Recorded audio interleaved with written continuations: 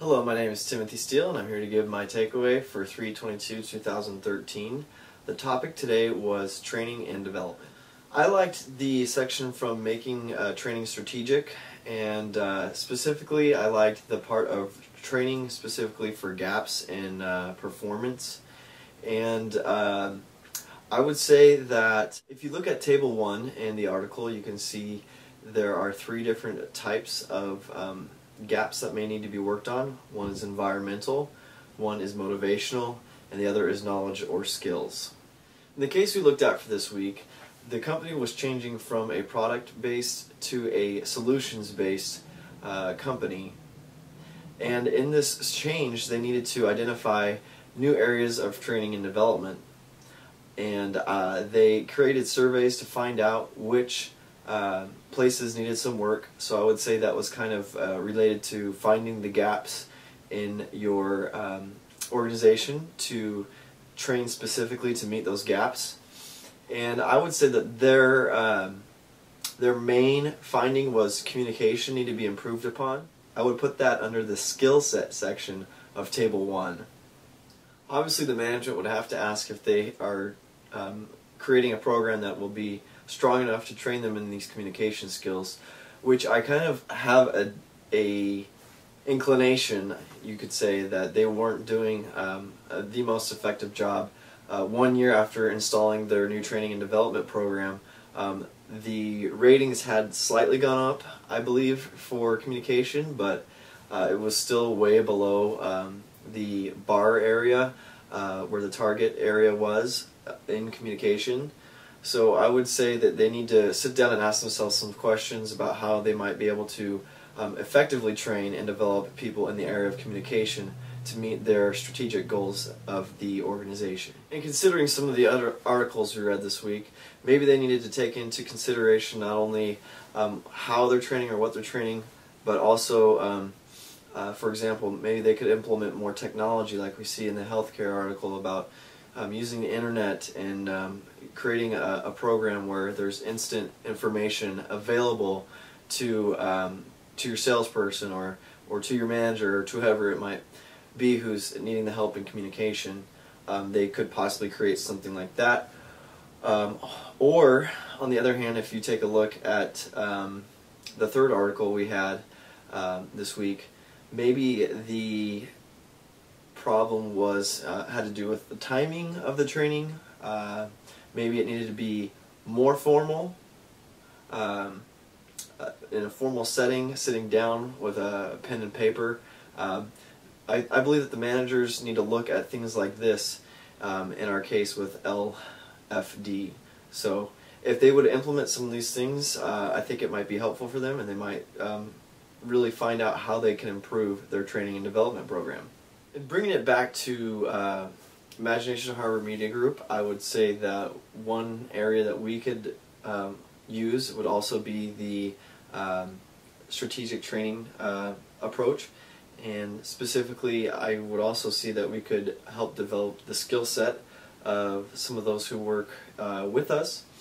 Going back to the intern we recently added to our mix, we recently reviewed one of his projects that he had been working on and had missed some simple basic editing things.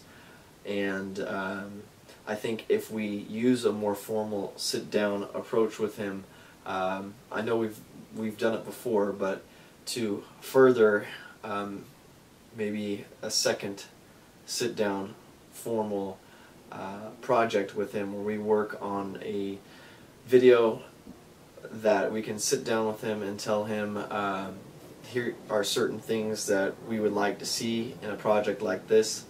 You know, here are things that you've done in the past, and here are the correct ways to do them, and also give him some positive feedback and let him know that he's been doing a great job. So I think those things would be really helpful, and I definitely think that we could benefit from all those things mentioned in the articles at different times and apply them in different situations so that we can really pin down how to improve our workforce and to effectively reach our strategy, and to do that through the correct training and structure that training the right way.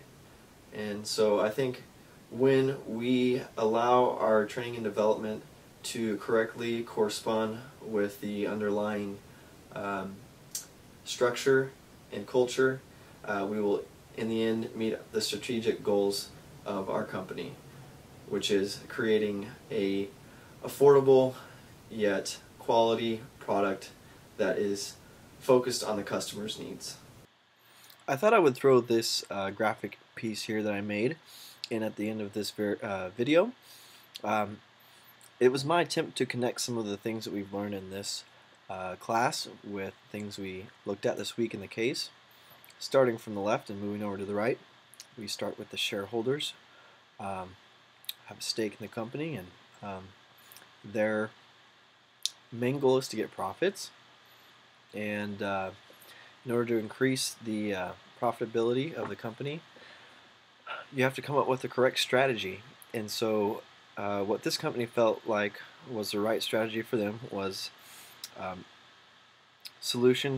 turning from product oriented to solutions oriented, and having an intimate feeling with their clients.